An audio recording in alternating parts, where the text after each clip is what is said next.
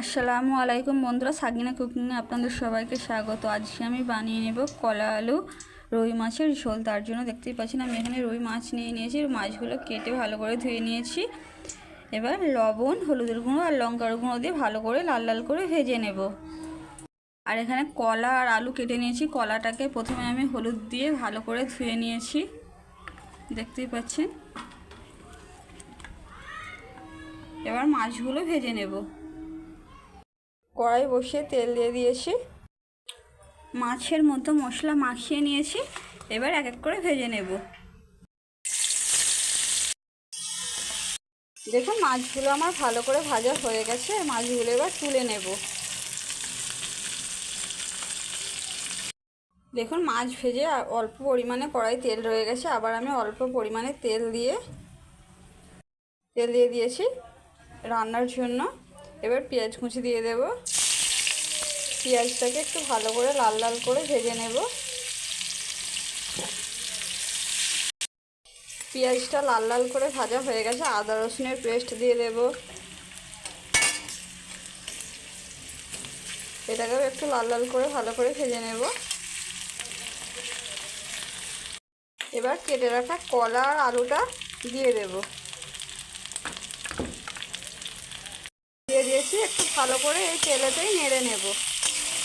বাড়িতে একবার এভাবে কাঁচকলা আলু দিয়ে রুই মাছের ঝোল বানিয়ে দেখবেন, খেতে অসাধারণ লাগে। আর আমার ভিডিওটা ভালো লাগলে অবশ্যই লাইক সাবস্ক্রাইব করে আমার পাশে থাকবেন। এই গরমের সময় আমরা কলা আলু মাছের ঝোল খেতে সবাই খুব ভালোবাসি, তাই আজকে আমি এই রেসিপিটা বানালাম। এবার পরিমাণ মতো মশলাগুলো সব দিয়ে দেব।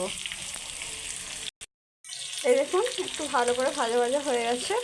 এবার মশলাগুলো দিয়ে দেবো। লঙ্কার গুঁড়ো, হলুদের গুঁড়ো, লবণ, জিরে গুঁড়ো, ধনিয়া গুঁড়ো, সব মশলাগুলো দিয়ে দিয়েছি। আমি আমার পরিমাণ মতো সব মশলাগুলো দিয়ে দিয়েছি। আপনারা আপনাদের পরিমাণ মতো মশলাগুলো দিয়ে দেবেন। এবার অল্প পরিমাণে জল দিয়ে দেব।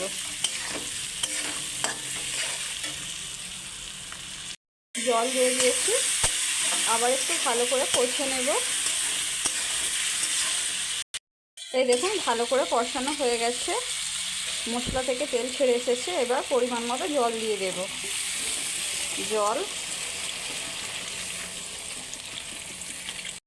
জল দিয়ে দিয়েছি। এবার ভেজে রাখা মাছগুলো দিয়ে দেব। মাছগুলো দেওয়া হয়ে গেছে। এবার কিছুক্ষণের জন্য আলু আর কলাটা সেদ্ধ হওয়ার জন্য ঢেকে রেখে দেব।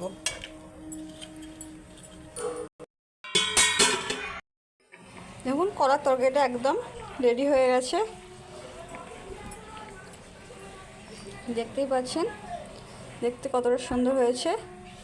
আমার রান্নাটা আপনাদের কেমন লাগলো অবশ্যই কমেন্ট করে জানাবেন। আজকের মতো আমার ভিডিওটা আমি এখানেই শেষ করলাম। ফিরে আসবো আবার নতুন ভিডিও নিয়ে।